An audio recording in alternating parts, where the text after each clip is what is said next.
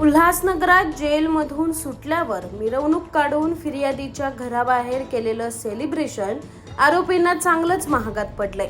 कारण या प्रकरणी उल्हासनगर पोलिसांनी 8 ते 9 जणांविरोधात गुन्हा दाखल केला असून त्यांच्यावर प्रतिबंधात्मक कारवाई सुद्धा करण्यात येणार असल्याची माहिती डीसीपी सचिन गोरे यांनी दिली. उल्हासनगरच्या कॅम्प 2 मधील रमाबाई टेकडी परिसरातील रोहित झा याने एप्रिल महिन्यात त्यांच्या साथीदारासह परिसरातील एका घरावर हल्ला करत 2 मुलींचा विनयभंग केला होता. या प्रकरणात जेलमधून सुटल्यानंतर त्याच्या साथीदारांनी रोहितचं जंगी स्वागत केलं. तसंच रमाबाई टेकडी परिसरातील फिर्यादीच्या घराबाहेर फटाके फोडत ढोल ताशे वाजवून सेलिब्रेशन केलं. या प्रकाराचा व्हिडिओ सोशल मीडियावर व्हायरल झाल्यानंतर माध्यमांनीही त्याची दखल घेतली. यानंतर उल्हासनगरचे डीसीपी सचिन गोरे यांनी या प्रकरणी उल्हासनगर पोलिसांना कारवाईचे आदेश दिले.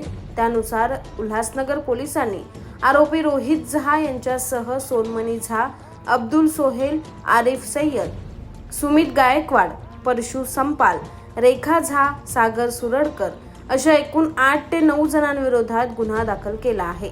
तसंच जेलमधून सुटलेल्या आरोपींविरोधात प्रतिबंधात्मक कारवाई सुद्धा केली जाणार असल्याची माहिती डीसीपी सचिन गोरे यांनी दिली आहे. उल्हासनगर पोलीस स्टेशन अंतर्गत सदरचा गुन्हा जो आहे तो दाखल झालेला आहे.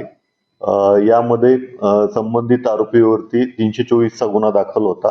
बाहेर आल्यानंतर त्यांनी विनापरवाना जे आहे ते लोकांना जमा करून तिथं तो त्याच्या घराजवळ आला होता आणि त्यांनी ते फटाके फोडण्याचा क्रिया केली होती.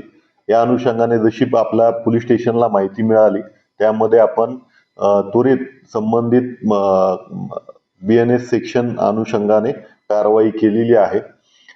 त्यामध्ये आपण या अधिक प्रतिबंधात्मक कारवाई त्याविषयी करत आहोत. संबंधित आरोपीचा जो आहे तो शोध सुरू आहे. उल्हासनगर तपास पथक या अनुषंगाने पुढील कारवाई करत आहे. Bureau report AB fast news, Ulhasnagar.